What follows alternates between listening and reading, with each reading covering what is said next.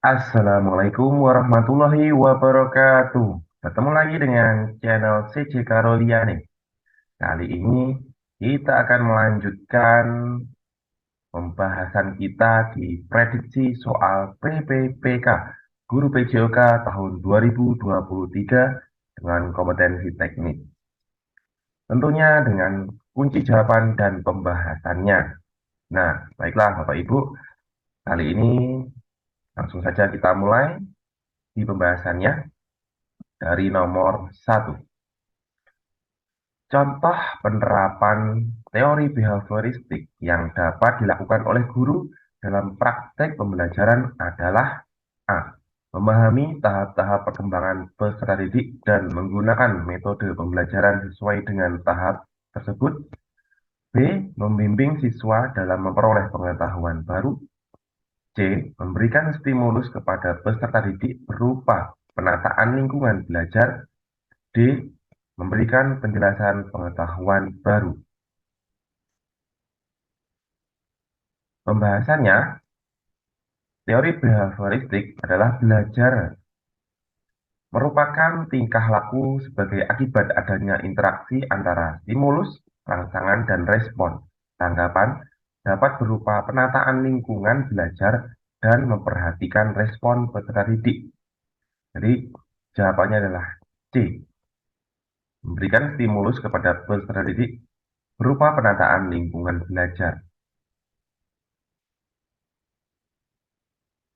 Nomor 2, aliran ini lebih menekankan pada keaktifan siswa dalam kegiatan belajar, aktif dalam berpikir, menyusun konsep-konsep, serta memberi makna tentang hal-hal yang dipelajari, dan yang paling penting terwujudnya belajar adalah niat peserta didik itu sendiri. Pernyataan tersebut merupakan aliran dari teori A. Behavioristik, B. Kognitivistik, C. Konstruktivistik, D. Humanistik. Pembahasannya, teori behavioristik belajar adalah perubahan tingkah laku sebagai akibat adanya interaksi antar stimulus, rangsangan, dan respon tanggapan. Teori kognitivistik belajar adalah kegiatan memahami tahap-tahap perkembangan peserta didik dan menggunakan metode pembelajaran sesuai dengan tahapan tersebut. Teori konstruktivistik kegiatan belajar di mana aktif berpikir, menyusun konsep-konsep, serta memberi makna tentang hal-hal yang dipelajari, dan yang paling penting, terwujudnya belajar adalah niat peserta didik itu sendiri. Teori humanistik, kegiatan belajar yang menonjolkan kebebasan setiap individu dalam memahami materi pembelajaran untuk memperoleh pengetahuan baru dengan caranya sendiri, aktualisasi dan mengekspresikan diri selama proses pembelajaran. Yang terakhir adalah teori sibernetik. Belajar adalah pengolahan informasi. Proses belajar memang penting dalam teori ini, namun yang lebih penting adalah sistem informasi yang diproses yang akan dipelajari siswa. Kunci jawabannya adalah C, yaitu teori konstruktivistik.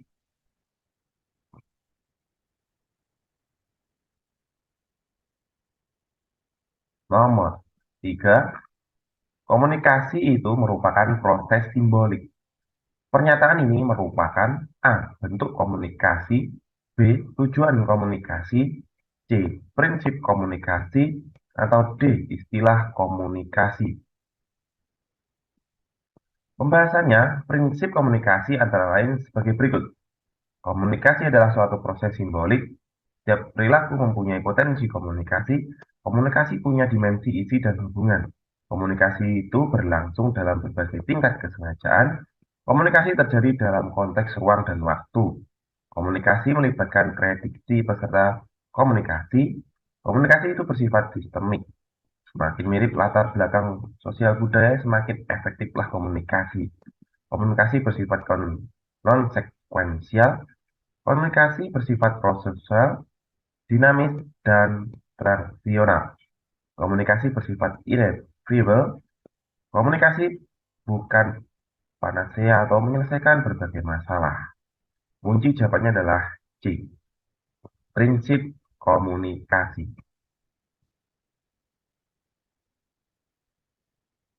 Nomor 4. Dari pernyataan di bawah ini, Pernyataan manakah yang kurang tepat untuk menjelaskan tentang komunikasi yang efektif?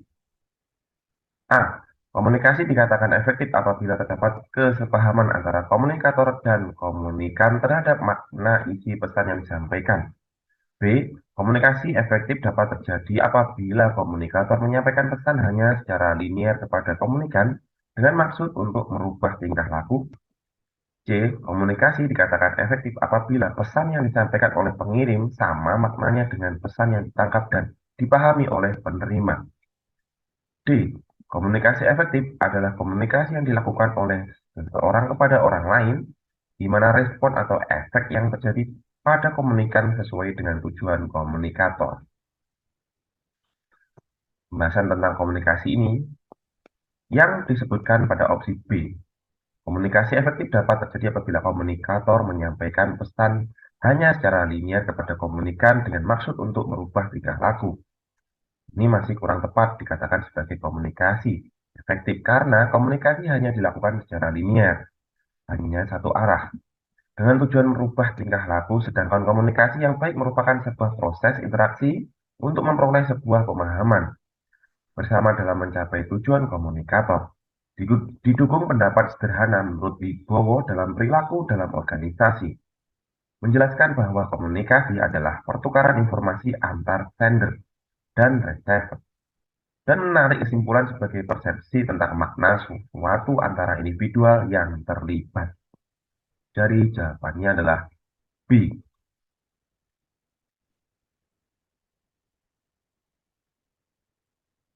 Komunikasi efektif dapat terjadi apabila komunikator menyampaikan pesan hanya secara linier, artinya hanya satu arah. Nomor 5, Pak Ahmad sedang melaksanakan diagnostik kesulitan belajar untuk beberapa siswanya. Salah satu langkahnya adalah menganalisis lembar jawaban ulangan untuk mengetahui jumlah jawaban benar dan salah. Cara ini dilakukan untuk mengetahui kesulitan belajar mereka. Tindakan Pak Ahmad tersebut merupakan langkah A. Identifikasi masalah, B. Memperkirakan penyebab, C. Memperkirakan tindakan, D. Identifikasi kasus. Pembahasannya menganalisis lembar jawaban ulangan yang disebutkan di soal tersebut bagian dari mengidentifikasi masalah dengan tujuan untuk menentukan murid yang diperkirakan mengalami kesulitan belajar, yaitu dengan cara menandai murid dalam suatu kelas atau dalam satu kelompok yang diperkirakan mengalami kesulitan belajar, baik yang bersifat umum maupun khusus, dalam mata pelajaran yang diperoleh dengan teknik yang bermacam-macam, antara lain meneliti nilai ulangan yang tercantum dalam rekod akademik, menganalisis ulangan yang melihat sifat kesalahan yang dibuat, melakukan observasi pada saat murid dalam proses belajar mengajar, mendapatkan kesan atau pendapat dari guru lain terutama wali kelas, guru, pembimbing, dan lain-lain. Kunci jawabannya adalah A. Mengidentifikasi masalah.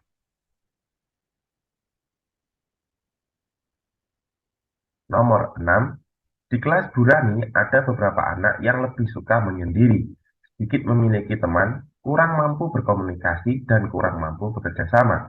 Ciri-ciri perilaku peserta didik tersebut menunjukkan kecenderungan memiliki A. Keterampilan sosial yang rendah, B. Kemampuan menghargai diri yang rendah, C. Keterampilan sosial yang rendah, D. Kemampuan berkomunikasi yang rendah. Pembahasannya, keterampilan sosial individu yang kesulitan menyesuaikan sosial atau rendah dalam keterampilan sosial, maka cenderung tidak suka tolong-menolong, tidak senang bekerja sama, dan tidak akrab dengan orang lain, atau suka mengganggu. Kunci jawabannya adalah C. Keterampilan sosial yang rendah.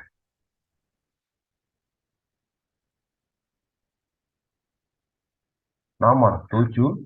Kegiatan pembelajaran yang melibatkan secara maksimal seluruh kemampuan peserta didik untuk mencari dan menyelidiki sesuatu secara sistematik, kritis, logis, sehingga mereka dapat merumuskan sendiri temuannya. Model yang tepat digunakan untuk kegiatan pembelajaran di atas adalah A. Problem-based learning, B. Project-based learning, C. Discovery learning, D. Inquiry learning. Masing-masing proses pembelajaran itu akan dibahas di jawaban. Discovery Learning mengajak peserta didik dalam mengidentifikasi masalah, melakukan pengumpulan data, dan mengolah data sehingga mampu memberikan pembuktian dan menarik kesimpulan. Project Based Learning, peserta didik berdiskusi menyusun rencana pembuatan proyek, pemecahan masalah meliputi pembagian tugas, persiapan alat, bahan, media sumber yang dibutuhkan. Peserta didik melakukan pembuatan proyek sesuai jadwal, mencatat setiap tahapan, mendiskusikan masalah yang muncul selama penyelesaian proyek dengan guru.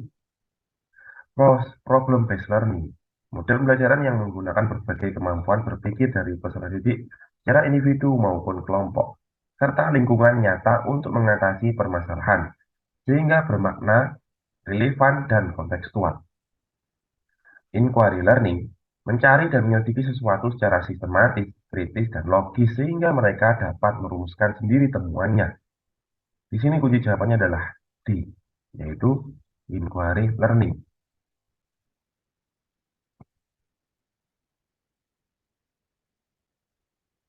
Nomor 8, seorang guru dituntut memiliki kemampuan keterampilan bertanya dalam proses pembelajaran. Di antara pernyataan di bawah ini, manakah yang kurang tepat mengenai fungsi pertanyaan dalam pembelajaran? A. Mengembangkan dan membangun konsep diri siswa secara individu. B. Merangsang siswa mencari bahan yang lebih banyak. C. Mendorong minat dan motivasi siswa untuk berpartisipasi aktif dalam pembelajaran. D. Mengukur keberhasilan guru dalam menyampaikan pokok pembelajaran. Pembahasannya, fungsi keterampilan bertanya dalam pembelajaran yaitu A.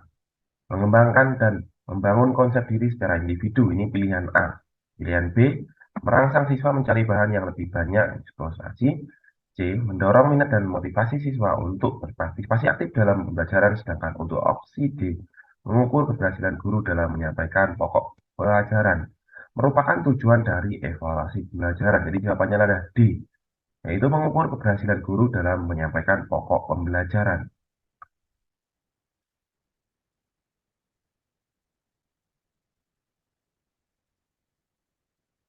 Nomor 9, peserta didik berdiskusi menyusun rencana pembuatan proyek pemecahan masalah meliputi pembagian tugas, menyiapkan alat, bahan, media, sumber yang dibutuhkan. Aktivitas pembelajaran di atas merupakan model project based learning pada sintaks A. Pertanyaan mendasar, B. Menyusun jadwal pembuatan, C. Mendesain perencanaan produk, D. Memonitoring keaktifan dan pengembangan proyek. Pembahasannya, pernyataan mendasar mengajukan pertanyaan mendasar apa yang harus dilakukan peserta didik terhadap topik atau pemecahan masalah. Menyusun jadwal adalah menyusun jadwal menyelesaikan proyek dengan memperhatikan batas waktu yang telah ditentukan bersama. Mendesain perencanaan produk, yaitu menyusun rencana pembuatan proyek pemecahan masalah meliputi pembagian tugas, persiapan alat, bahan, media, sumber yang dibutuhkan. Monitoring keaktifan siswa adalah guru memantau keaktifan peserta didik selama melaksanakan proyek, memantau realisasi, perkembangan, dan membimbing jika mengalami kesulitan. Jadi di sini jawabannya adalah C, mendesain perencanaan produk.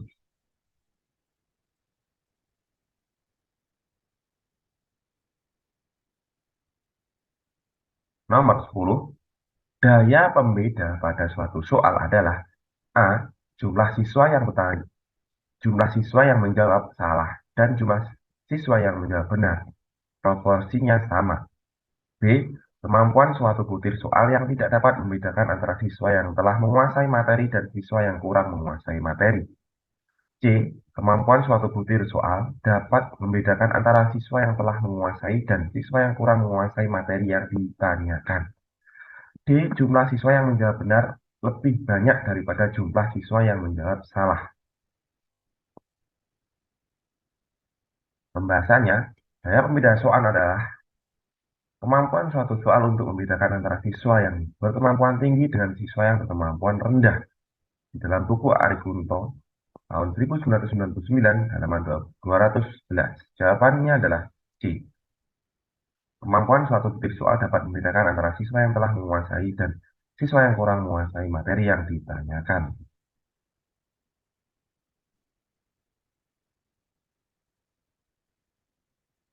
Baiklah, sampai di sini dulu prediksi pembahasan ya. Pembahasan prediksi soal PPK Guru PJOK 2023 dengan kompetensi teknis. Persiapkan terus, latihan soal-soal terus, dan kita song-song masa depan yang lebih baik dengan PPPK. Semoga diberikan kemudahan. Saya akhiri. Wassalamualaikum warahmatullahi wabarakatuh.